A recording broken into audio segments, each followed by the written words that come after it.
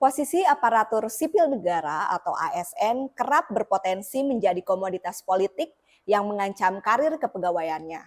Misalnya saja keputusan pejabat pembina kepegawaian atau PPK instansi yang melanggar ketentuan norma, standar, prosedur dan kriteria atau NSPK manajemen ASN yang ujung-ujungnya merugikan ASN itu sendiri. Lantas bagaimana jika itu terjadi? Temukan jawabannya hanya di BKN Talk. Emangnya BKN bisa mencabut penyalahgunaan kewenangan PPK instansi? Oke, Bang Rio, ini di BKN melalui Kedeputian Bidang Pengawasan dan Pengendalian sering ya menemui bahwa ternyata keputusan PPK ini banyak melakukan pelanggaran NSPK, ada gitu ya potensi itu. Kemudian Wasdal NSPK manajemen ASN itu apa, Pak? Ya, jadi Wasdal NSPK manajemen ASN itu adalah merupakan keseluruhan proses mulai dari pencegahan sampai dengan penindakan dalam hal ditemukan atau terdapat pelanggaran implementasi norma, standar, prosedur, dan kriteria manajemen ASN. Jadi itu Wasdal NSPK manajemen ASN itu dia mencegah lalu dia menindak supaya apa? Supaya tadi yang pelanggarannya ini tidak terjadi lagi sehingga diperbaiki dan benar-benar sudah sesuai dengan ketentuan. Oke, jadi ini tuh bisa nggak sih kalau misalnya Wasdal dapat dianalogikan sebagai polisinya ASN? Mungkin banyak orang berpikiran kayak gitu ya ketika dia melakukan pengawasan, pengendalian, pasti langsung stigmanya apakah seakan-akan seperti polisinya. Jadi kita bisa jelasin begini. Yang dilakukan pengawasan pengendalian oleh BKN melalui Kedeputian Wasdal BKN merupakan pengawasan pengendalian terhadap implementasi manajemen ASN-nya. Jadi kita lihat apakah proses atau aktivitas manajemen ASN yang dilakukan di masing-masing instansi, baik itu instansi pusat maupun instansi daerah, itu sudah sesuai ketentuan peraturan perundang-undangan atau belum. Kalau bahasa kita, sudah sesuai NSPK atau belum. Jadi di implementasinya inilah BKN hadir untuk mengawasi dan mengendalikan. Jadi bukan seakan-akan seperti polisinya ASN secara individu, tapi secara manajemen ASN-nya. Namun seringkali memang ada kaitan erat atau ada korelasi saat kita melakukan pengawasan terhadap manajemen ASN-nya, secara otomatis individu PNS-nya juga terawasi. Contohnya, misalkan ada beberapa ketentuan yang mengatur mengenai kewajiban atau larangan PNS. Di fase itu yang kita mau pastikan apakah instansinya melaksanakan manajemen kaitannya dengan apakah PNS tadi melakukan benar-benar melakukan pelanggaran dan benar-benar ditindak atas pelanggarannya itu. Jadi saya rasa di sini nih ada kaitannya erat. Tapi kalau ketika pertanyaannya apakah polisinya, sebetulnya bukan. Ya, jadi yang benar-benar kita fokuskan di instansinya, manajemen ASN-nya dilakukan dengan baik atau tidak. Oke, berarti memang pelaksanaan ya pemerintahan berjalannya roda pemerintahan ini manajemen ASN-nya itu berarti diawasi kan? Iya. Dan pengawasan ini dilakukan oleh BKN. Iya. Nah, siapa sih yang melakukan itu? Oke, jadi di BKN ini kita kebetulan di Kedeputian Wasdal ada namanya pejabat fungsional auditor kepegawaian atau auditor manajemen ASN. Jadi auditor manajemen ASN atau auditor kepegawaian inilah yang melaksanakan tugas teknis kaitannya dengan pengawasan pengendalian. Jadi teknisnya itu kita ini auditor kepegawaian atau auditor manajemen ASN ini mulai dari kita mengidentifikasi, mulai dari kita melakukan analisis sampai kita membuat rekomendasi sampai dengan nanti kita menelusuri apakah hasil rekomendasinya ditindaklanjuti atau tidak, disitulah nanti peran-peran auditor kepegawaian. Jadi seluruh fase dalam pengawasan pengendalian itu langkah awalnya, langkah pertamanya pasti diawali dari langkah-langkah auditor kepegawaian ini, begitu. Oke, kalau auditor manajemen ASN ya, ya, auditor manajemen ASN namanya ya, iya betul. ASN. Nah, auditor manajemen ASN itu berarti melakukan audit ya. Nah, boleh diceritain nggak temuan-temuan apa sih yang biasanya dilakukan saat audit gitu oleh auditor manajemen ASN?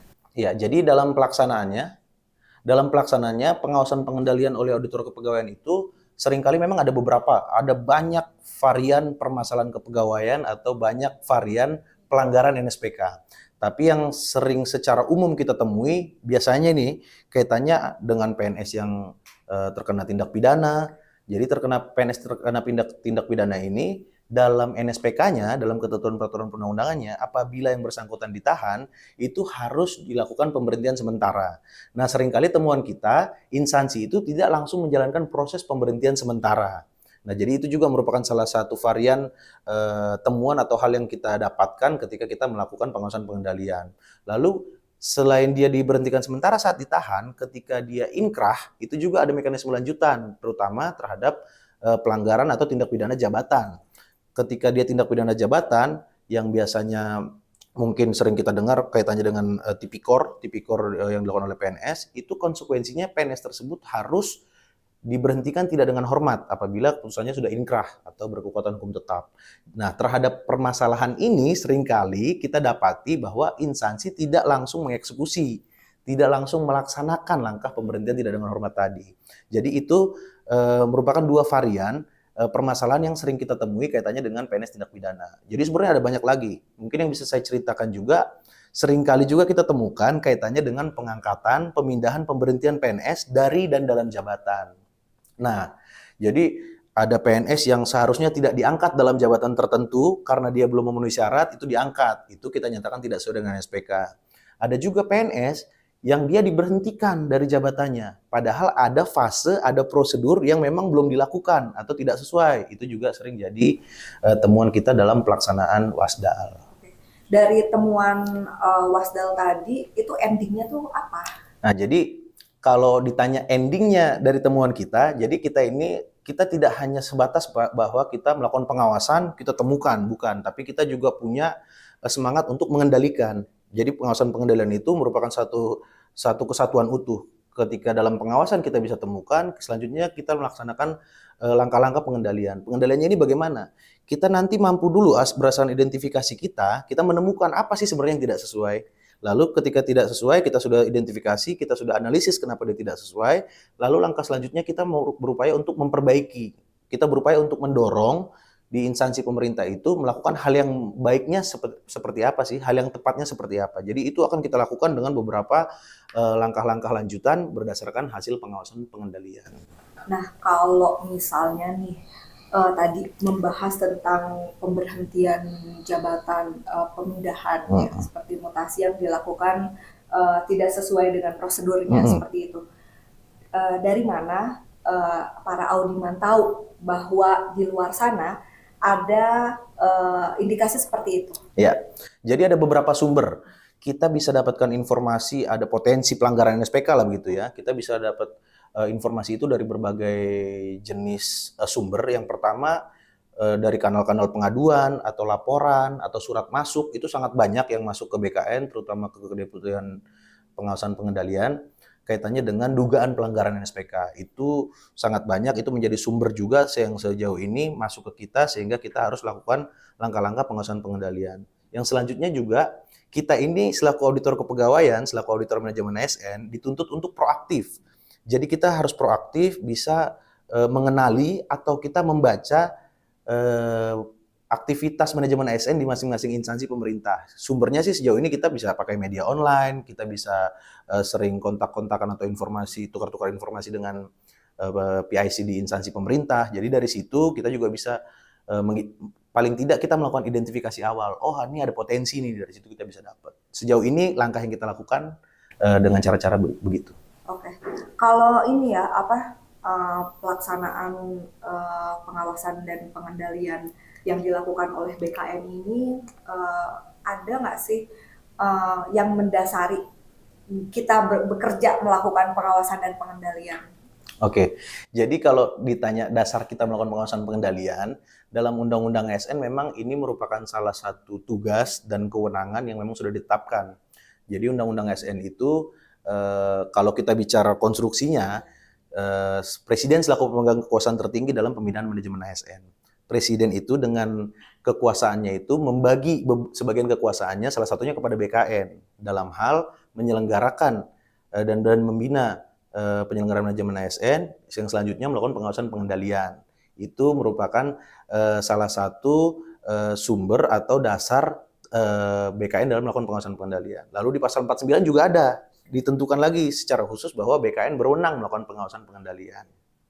Oke, berarti itu memang udah kewenangan ya, Iya. sebagai kewenangan gitu ya. Kewenangan dan tugas. Ya, kewenangan dan tugas BKN gitu, untuk mengawasi dan mengendalikan implementasi manajemen ASN Iya. seperti itu ya. Nah kemudian juga ini tentang pengawasan dan pengendalian itu di tanggal 14 September kemarin, Ya. ya itu kan ada terbit ya peraturan presiden ya, nomor 116 tahun 2022. Ya. Nah itu memang kalau misalnya kita baca perpresnya atau sobat BKN semua sudah membaca, seperti apa sih pelaksanaan Wasdal manajemen ASN setelah dan sebelum terbitnya Perpres? Ada nggak sih yang memperkuat pelaksanaan Wasdal sendiri? Oke, jadi kalau ditanya perubahannya dengan terbitnya Perpres 116 tahun 2022, jadi bagi kami nih di Kedeputian Wasdal BKN, terutama di auditor kepegawaian atau auditor manajemen ASN, dengan terbitnya Peraturan Presiden nomor 116 tahun 2022 ini ada peningkatan tanggung jawab atau kewajiban kita dalam pelaksanaan Wasdal. Sebetulnya seperti yang tadi saya sampaikan bahwa dalam Undang-Undang ASN juga sudah ditentukan kaitannya dengan peran BKN dalam Wasdal. Tapi lewat Peraturan Presiden ini, Presiden menugaskan dengan memberikan beberapa mandat khusus kaitannya dengan fase-fase pelaksanaan pengawasan pengendalian. Jadi sebetulnya ada banyak perubahannya, tapi nanti saya coba bisa ceritakan beberapa ya. Yang pertama kaitannya dengan melalui Peraturan Presiden nomor 116 tahun 2022, Presiden menekankan pentingnya kolaborasi dan sinergitas dalam pelaksanaan pengawasan pengendalian. Nah, kolaborasi dan sinergitas ini dengan siapa? Tentunya dengan stakeholder atau pemangku kepentingan terkait yang sama-sama punya tugas, punya kewenangan, punya fungsi yang berkaitan dalam pelaksanaan manajemen ASN. Jadi, melalui Peraturan Presiden itu, kita ini ditekankan bahwa kolaborasi itu harus dilakukan sejak saat perencanaan, pelaksanaan, sampai dengan pelaporan dan tindak lanjut. Nah, perubahannya di bagian mananya? Sebetulnya sebelum ada Perpres ini juga kita sudah jalan. Kita sudah kolaborasi juga, kita sudah jalankan sinergitas juga. Cuma seringkali pelaksanaan kolaborasi dan sinergitasnya itu hanya untuk momen-momen tertentu. Misalkan saat ada momen pilkada, kita melakukan kolaborasi dengan beberapa instansi kaitannya dengan pengawasan supaya ASN itu netral, lalu kaitannya dengan momentum-momentum lain yang karena ada satu momen itu kita melakukan kolaborasi. Tapi lalu melalui Perpres ini kita tidak menunggu momentum, melainkan mulai dari perencanaan kita sudah diarahkan untuk melakukan kolaborasi. Itu yang pertama kaitannya dengan perubahan setelah adanya Perpres. Lalu yang kedua, melalui Perpres ini Presiden juga menegaskan bahwa kepala BKN itu dapat melakukan tindakan administratif. Nah, tindakan administratif ini apa? Tindakan administratif ini dilakukan dalam hal instansi pemerintah tidak melakukan perbaikan atau peningkatan pelaksanaan manajemen ASN. Itu diambil dari mana? Itu nanti kita bisa lihat dalam Perpresnya sudah dijelaskan bahwa pelaksanaan manajemen ASN di instansi pemerintah sesuai dengan NSPK itu nanti kita lakukan penilaian dalam bentuk pengawasan pengendaliannya. Jadi indeks NSPK, jadi aktivitas instansi dalam melakukan manajemen ASN itu diinput dalam aplikasi dan nanti keluar indeksnya. Dalam indeks itu terlihat nanti gap-nya di mana. Di mana hal-hal yang masih perlu peningkatan, di mana hal-hal yang masih perlu perbaikan. Jadi dalam hal-hal itu nanti instansi pemerintah wajib melakukan perbaikan. Nah, ketika perbaikan itu tidak dilakukan, itu tadi jadi salah satu sumber BKN nanti melakukan tindakan administratif. Lalu yang kedua, tindakan administratif itu dilakukan dalam hal instansi pemerintah tidak menindaklanjuti hasil audit. Jadi tadi kan kita sudah cerita bahwa potensi pelanggaran itu ada banyak. Ketika potensi pelanggaran itu terbaca oleh kita, memang kita lakukan juga tugas-tugas kita melakukan pengawasan pengendalian, kita mengeluarkan rekomendasi atau hasil pengawasan, itu instansi wajib melakukan. Ketika tidak dilakukan, di situ nanti kepala BKN dapat melakukan tindakan administratif. Untuk jenis-jenis tindakan administratifnya itu ada beberapa, dan itu dilakukan BKN tentunya tadi di luar BKN sendiri dalam melaksanakan, itu juga ditekankan untuk bisa dilakukan berkolaborasi bersama instansi lain. Itu yang kedua. Lalu yang ketiga, dengan adanya Perpres ini ditekankan pula bahwa pelaksanaan pengawasan pengendalian ini memanfaatkan sistem informasi yang terintegrasi. Jadi lewat sistem informasi, harapannya penggunaan teknologi informasi, pengawasan pengendalian ini bisa dilakukan secara efektif dan efisien. Melalui indeks itu ya? Melalui indeks, ada beberapa juga. Ada juga. Kita ada beberapa Oke. tools yang kaitannya kita menggunakan teknologi informasi supaya memudahkan, baik memudahkan BKN dalam melakukan pengawasan atau memudahkan instansi, sehingga instansi juga tidak perlu repot-repot saat kita butuh data ini, data itu bisa dituangkan dalam sistem informasi. Jadi itu yang ketiga, itu merupakan perubahan yang timbul dari lahirnya Perpres ini. Lalu yang terakhir, ada juga ketentuan bahwa pada Perpres ini Presiden menekankan untuk dalam hal PPK definitif tidak ada. Jadi dalam hal terjadi kekosongan PPK, pejabat yang ditunjuk untuk menggantikan PPK itu tidak bisa melakukan pengangkatan, pemindahan, pemberhentian, promosi, dan mutasi. Jadi itu merupakan satu ketetapan yang ditetapkan oleh Presiden melalui peraturan ini. Namun dalam hal ada kebutuhan instansi pemerintah, pejabat yang ditunjuk tadi dapat melakukan pengangkatan, pemindahan, pemberhentian, promosi, dan mutasi setelah mendapat pertimbangan teknis Kepala BKN. Jadi pertimbangan teknis Kepala BKN ini merupakan sebuah langkah juga BKN memastikan PPK yang tidak definitif tadi ini ketika dia melaksanakan proses-proses tadi memang sudah sesuai dengan NSPK. Jadi potensi pelanggarannya itu bisa diminimalisir lah, karena sebelum dilakukan tindakannya disampaikan dulu ke BKN. BKN nanti kita membantu justru bahwa yang ini sebaiknya tidak karena potensi pelanggaran ini. Jadi kita membantu di wilayah itu.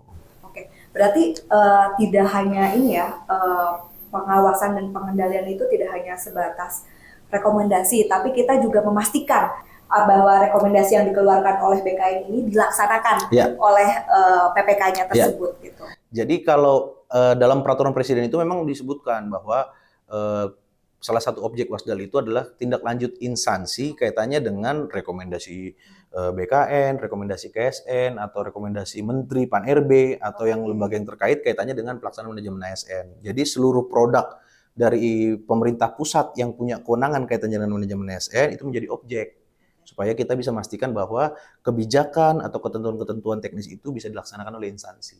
Tadi kan disebutkan juga ya, ada instansi lain ya, seperti Kemenpan RB, misalnya KSN, LAN, juga Kemendagri itu, apakah itu ya? Berarti bentuk kolaborasi ya, salah satunya. Dan juga mungkin dengan instansi lain yang pasti. Kita punya instansi pusat, instansi daerah, berarti ada sekitar lebih dari 600 instansi yang diawasi dan dikendalikan oleh BKN terkait implementasi NSPK manajemen ASN-nya, seperti itu. Nah, kemudian untuk di porsi BKN sendiri, antara Kemenpan RB, KSN, dan LAN, ataupun misalnya dengan Kemendagri, seperti apa porsi-porsinya, pembagian tugasnya seperti itu? Baik, jadi kalau kaitannya dengan pembagian porsinya, kita sama-sama meyakini bahwa pembagian tugas, fungsi, dan kewenangan yang dalam Undang-Undang ASN itu betul-betul kita sama-sama laksanakan. Kita mengetahui bahwa Kemenpan itu punya tugas, fungsi, dan kewenangan kaitannya dengan kebijakan. Lalu KSN juga punya fungsi, tugas, dan kewenangan kaitannya dengan pengawasan pengisian jabatan pimpinan tinggi, lalu pengawasan sistem merit. Lalu LAN juga kaitannya dengan penyelenggaraan pelatihan, pengembangan kompetensi. Lalu Mendagri juga punya fungsi kaitannya dengan mutasi antar instansi. Di dalam Undang-Undang ASN ada disebutkan itu. Nah, bagaimana kaitannya dengan BKN? Nah, BKN ini dalam Undang-Undang ASN kan tadi kita sudah sampaikan bahwa porsi yang ada dalam Undang-Undang ASN itulah yang berupaya kita lakukan. Jadi kita sudah diberikan amanat, kita sudah diberikan delegasi oleh undang-undang. Ketambahan lagi kita juga diberikan tugas secara khusus oleh Presiden. Ini merupakan satu kesatuan kaitannya dengan porsi mana atau di bagian mana BKN hadir melalui wasdalnya untuk memastikan pelaksanaan manajemen ASN itu bisa semakin baik. Tadi terkait pembahasan sebelumnya ya, yang awal, bahwa ternyata temuan auditor manajemen ASN ini banyak ya, dan di berita-berita juga sudah banyak ya, bahwa tentang adanya keputusan PPK yang tidak sesuai NSPK terkait dengan pengangkatan, pemindahan, dan pemberhentian jabatannya gitu. Dengan adanya Perpres ini, ada nggak sih yang berubah dari kewenangan PPK-nya sendiri dalam proses kepegawaian yang tadi itu pengangkatan, pemindahan, pemberhentian. Ya, untuk kewenangan PPK atau fase-fase yang bisa dilakukan PPK kaitannya dengan kewenangan pengangkatan, pemberhentian, dan pemindahan PNS itu sama sekali tidak ada perubahan. Jadi kewenangannya itu betul ya sudah sesuai dengan Undang-Undang ASN menyatakan apa, itulah kewenangannya. Hanya saja melalui Perpres ini masing-masing PPK itu diminta atau diharapkan bisa lebih memberikan perhatian yang lebih tinggi lagi kaitannya dengan pelaksanaan manajemen ASN. Karena apa? Pelaksanaan manajemen ASN yang sesuai dengan NSPK ini harus menjadi concern bersama, concern penuh dari seluruh PPK, pejabat pembina kepegawaian di masing-masing instansi, karena tadi ketika ada tindak lanjut pelaksanaan NSPK yang belum sesuai atau tadi belum adanya perbaikan peningkatan implementasi NSPK manajemen ASN lalu belum menindaklanjuti hasil pengawasan pengendalian, ada berbagai kemungkinan, ada potensi produk PPK itu bisa dicabut, bisa dibatalkan oleh BKN, bahkan BKN bisa merekomendasikan kepada Presiden untuk melakukan pencabutan kewenangan. Jadi secara kewenangannya tidak ada perubahan, tapi hanya diminta supaya lebih memberi perhatian yang lebih tinggi aja tentang pelaksanaan NSPK di instansi pemerintah. Oke, berarti saat sudah seperti adanya pelanggaran tersebut dan sudah ada rekomendasi, tidak ada perbaikan gitu ya, bisa ya berarti produk layanannya itu diblokir. Iya, bisa ya? Betul. Jadi itu merupakan salah satu bentuk tindakan administratif yang diamanatkan Presiden untuk dilakukan oleh Kepala BKN. Jadi ada dia teguran, ada peringatan, bisa melakukan pemblokiran, lalu pencabutan atau pembatalan keputusan, sampai tadi merekomendasikan kepada Presiden untuk melakukan pencabutan kewenangan PPK-nya. Itu mekanismenya tuh prosesnya itu berapa lama sih? Jadi kalau ditanya berapa lama, ini sebetulnya tentatif ya, karena tergantung juga, karena masing-masing permasalahan itu punya kompleksitas tersendiri. Untuk melakukan identifikasinya juga kita bisa, ada yang membutuhkan waktu cukup singkat, ada juga membutuhkan waktu cukup lama. Jadi secara fasenya tadi kita melakukan pengawasan pengendalian, keluar hasilnya, lalu kita menyampaikan hasilnya kepada instansi, lalu kita memonitor penanganan tindak lanjutnya. Apakah benar-benar sudah dilakukan tindak lanjut yang sesuai dengan NSPK? Ketika itu belum, baru kita tadi masuk ke fase melakukan tindakan administratif. Nah, kalau dari data Wasdal sendiri ya, atas kinerjanya para auditor, sejenis pelanggaran NSPK manajemen ASN yang paling banyak itu ada di mana? Oke, jenis pelanggaran manajemen ASN yang paling banyak itu tuh sebetulnya variatif banget sih pelanggaran manajemen ASN itu. Cuma yang paling sering kita temukan kaitannya tadi pengangkatan, pemindahan, pemberhentian PNS dari jabatan. Jadi itu banyak kita temukan seorang PNS, dia sudah menduduki satu jabatan, dia sudah menjalankan tugas dan tanggung jawabnya dalam jabatan itu, tanpa diketahui penyebab yang pasti, tanpa diketahui penyebab yang sesuai dengan NSPK, PNS tersebut diberhentikan. Lalu dalam jabatannya itu diangkat pejabat yang lain, yang setelah kita telusuri ternyata pejabat yang diangkat itu juga tidak sesuai dengan ketentuan, tidak sesuai dengan persyaratan.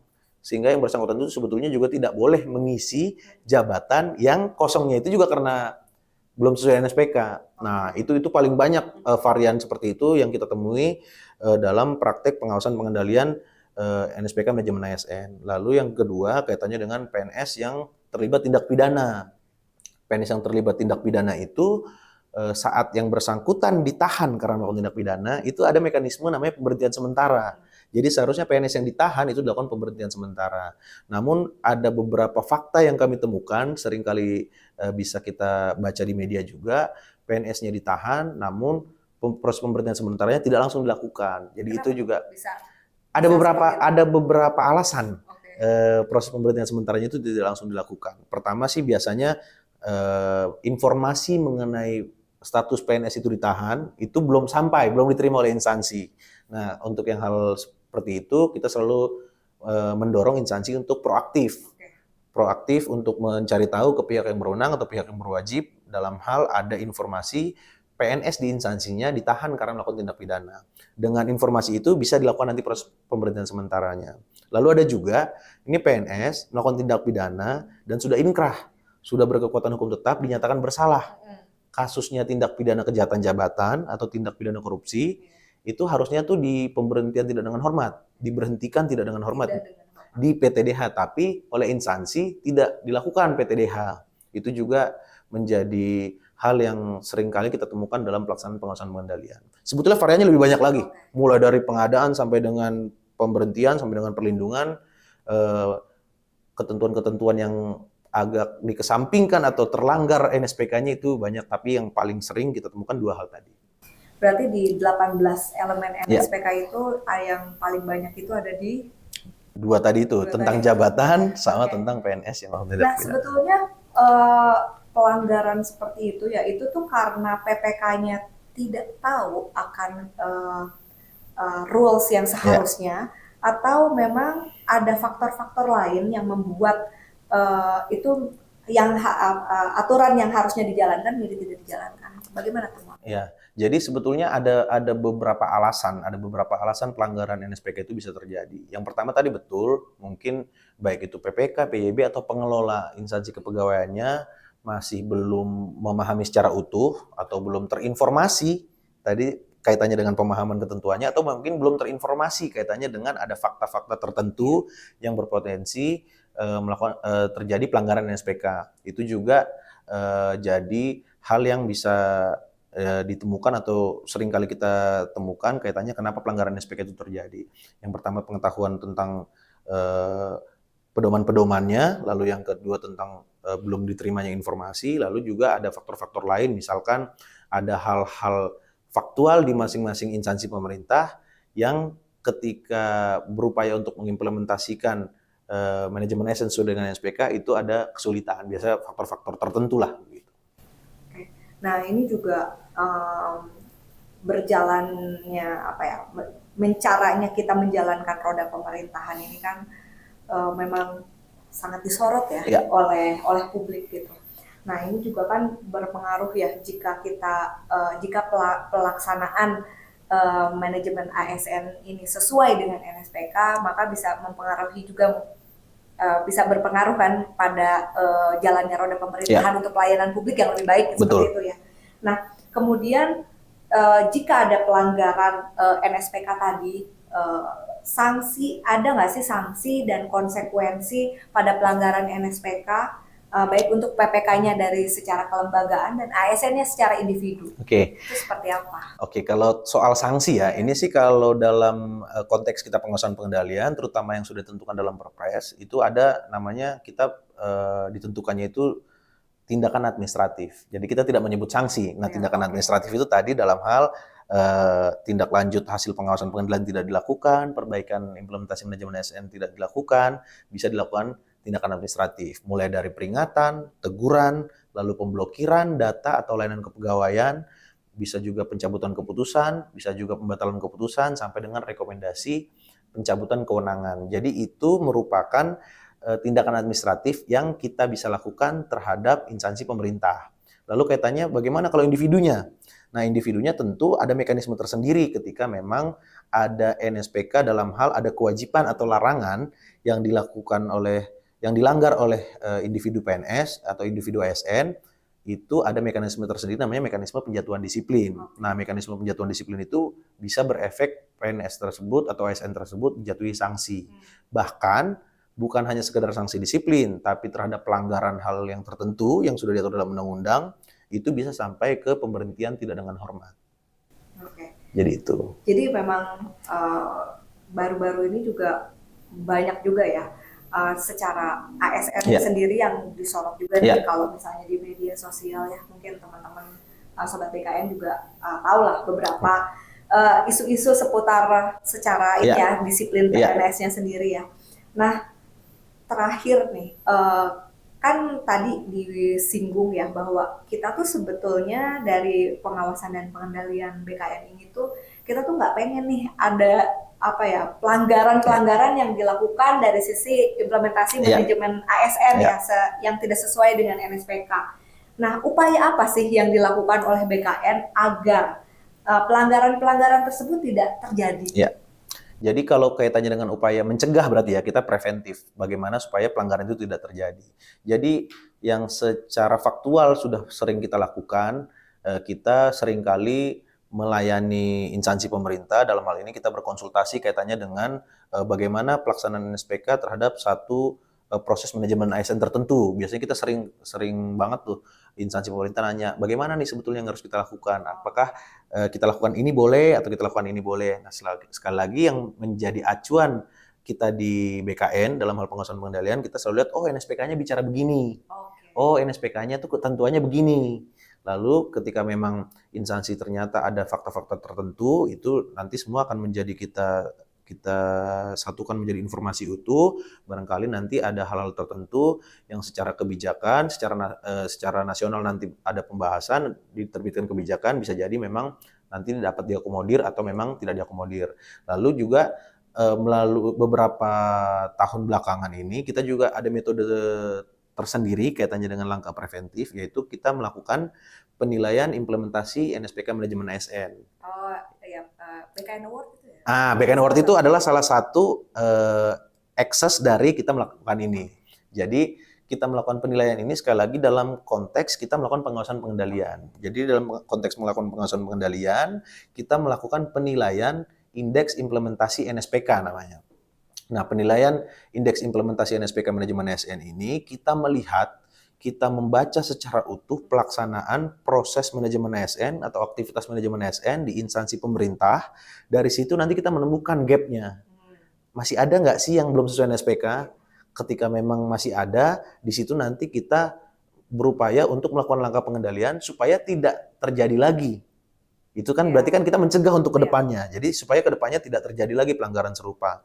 Kalau memang sudah baik, bagaimana caranya supaya yang sudah baik di satu instansi ini kita bisa sampaikan ke instansi lain bahwa yang benar seperti ini, bahwa sudah ada role model loh sebetulnya. Gitu. Jadi itu juga merupakan salah satu langkah preventif atau tindakan pencegahan kita dalam melakukan pengawasan pengendalian. Masih banyak lagi, contohnya kita melakukan bimbingan teknis terhadap hal tertentu, itu di unit-unit kerja BKN juga melakukan itu, lalu melakukan pendampingan kaitannya dengan ada ketentuan tertentu, instansi mungkin mengalami kesulitan atau sulit memahaminya, kita juga unit-unit kerja di BKN juga melakukan proses-proses pendampingan. Kira-kira begitu. Berarti kalau yang menarik ya, yang tentang penilaian indeks, ini sebagai wujud BKN mengapresiasi bagi instansi-instansi instansi yang terus gitu melakukan improvement untuk melaksanakan implementasi NSPK manajemen ASN seperti itu. Dan dampaknya juga karena berlomba-lomba itu wah kita harus ini nih gitu, harus bener nih yang kita lakukan harus sesuai NSPK seperti itu. Itu menarik. Jadi itulah makanya kita kan mendorong instansi untuk melakukan pelaksanaan manajemen ASN-nya sesuai dengan NSPK, dan kita juga mengapresiasi kita mengapresiasi, kita memberikan penghargaan, dan bahkan memang dalam peraturan Presiden 116 2022 ini itu juga memang menjadi ketentuan yang sendiri yang diatur bahwa BKN dapat memberikan penghargaan. Jadi harapannya memang jadi kita ingin sebetulnya nggak berlomba-lomba sih, tapi lebih termotivasi lah gitu. Jadi kita juga karena kita juga merasa berterima kasih karena dengan instansi pemerintah melakukan manajemen ASN sesuai dengan NSPK, BKN kan juga terbantu, pemerintah juga terbantu, jadi begitu. Semuanya jadi lebih baik. Lebih baik, berjalannya roda pemerintahan. Oke. Selain tadi kan preventif selain preventif apa lagi sih? Kalau di dalam Perpres Waktu itu masih ada kan ya? Jadi ada dua metode kan. Tadi yang pertama yang preventif yang kita sampaikan. Lalu yang kedua ini ada namanya metodenya represif. Nah represif ini kita lakukannya melalui audit. Tadi temuan-temuan itu dari hasil audit. Ya, auditnya itu ada audit reguler, ada audit investigatif. Jadi audit investigatif atau audit investigasi itu kita lakukan dalam hal ada concern yang lebih terhadap suatu permasalahan atau ada permasalahan yang kita anggap ini harus ada treatment tertentu khusus, itu kita lakukan audit investigasi. Nah, jadi kalau represif ini pelanggaran NSPK-nya sudah terjadi sehingga kita harus melakukan tindakan represif. Jadi setelah perbuatannya itu atau pelanggarannya itu terjadi, kita melakukan langkah-langkah audit untuk menemukan kenapa itu bisa terjadi dan untuk memetakan sehingga kita bisa memberikan gambaran perbaikannya bagaimana sih. Jadi kita bukan cuma sampai ketemu permasalahannya, tapi sebaiknya bagaimana, perbaikannya bagaimana, langkah-langkahnya apa saja. Dan sekali lagi kita juga di setiap hasil temuan kita kita juga selain memberikan saran perbaikan atau saran terhadap PPK atau PYB atau pengelola kepegawaian kaitannya dengan permasalahan tertentu, kita juga selalu menawarkan diri untuk melakukan pendampingan. Jadi kita juga mau bertanggung jawab juga bahwa rekomendasi atau saran yang kita sampaikan itu mampu terimplementasi di tingkat teknis. Ada lagi nih pertanyaan. Kan tadi ya, instansi pemerintah itu yang pusat dan daerah itu kan ada banyak ya, ratusan ya.